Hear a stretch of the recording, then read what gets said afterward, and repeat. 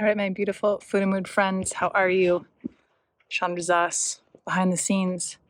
I'm just sitting here at this beautiful pond, sitting here on the grass, and thinking about how these are my most valuable hours of work that I do each week for my business. I find that so often we think we don't have time and that we just get into like reaction mode into our day and our business and our to-do list.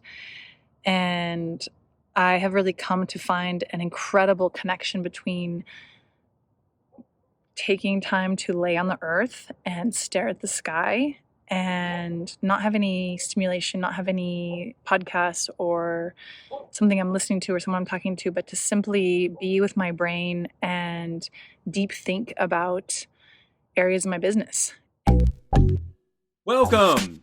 Here is your hostess and coach, Chandra Zas, helping people make food and mood changes doable without missing out. Go ahead, high five that like button, subscribe and share while you're there. Or maybe even more than think about it, it's even more like listen for the things that part of me that I'm not always listening to knows is important. And I really, I think it's a little bit of a woo-woo out there practice, and yet it's so grounded and so like present and so impactful in my business that I just had to say something. So I was just laying here, just literally having a moment of like doing some deep thinking about some decisions in my business, how to organize some program content. I've been working with a marketing team and I've been thinking about some rebranding ideas and just really like allowing my brain to kind of like come up with solutions. And I remember when I was in school for graphic design way back when, and something the teacher said really stuck with me about how, figuring out how to bill yourself as a graphic designer, because so often you have a design idea in the shower. Hello, my friend. How are you? I'm in the Dead Sea, floating in the water. Go ahead and like and share and follow so we can keep in touch.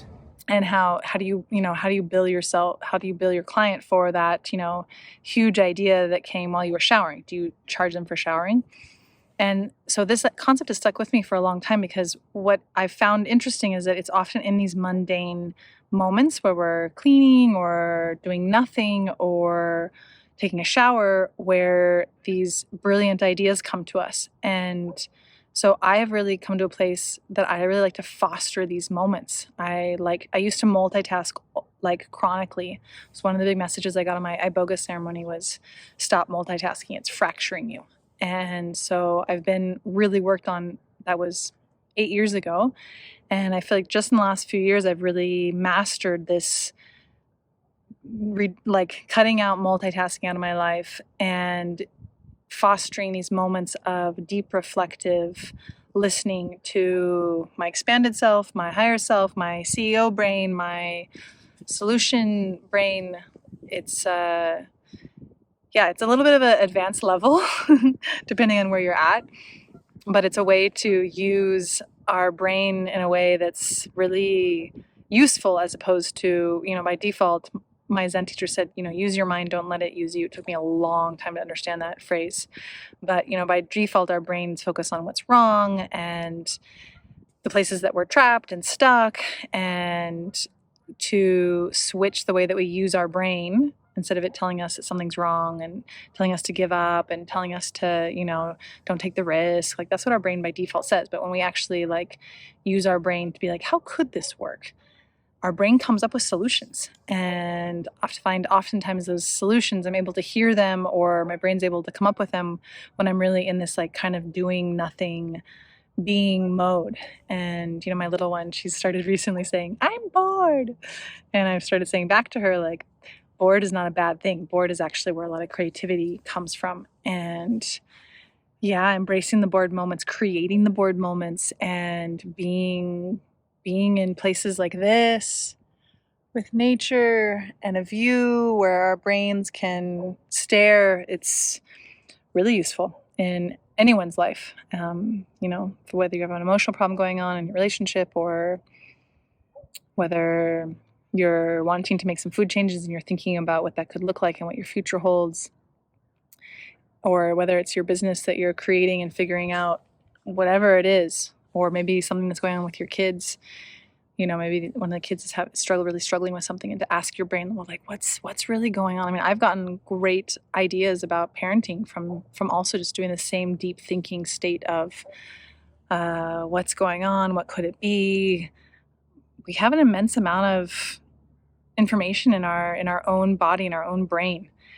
I studied energy work in my early 20s, and I decided not to go that route in my life, but it taught me a lot. And I do have a feeling I would so love to be a fly on the wall 50 years or 100 years from now in science, and seeing what we've learned about emotions and energy and the knowledge of our body. There's a spider hopping on me. Yeah. So I think we have a lot of information and knowledge inside of ourselves. So I encourage you, if you're looking for answers and you're trying to figure out things in your life, to go lay on the earth and stare at the sky. There's an airplane going by. And yeah, be bored. It's a really useful place to be for some planned time or spontaneous time throughout your day, throughout your week.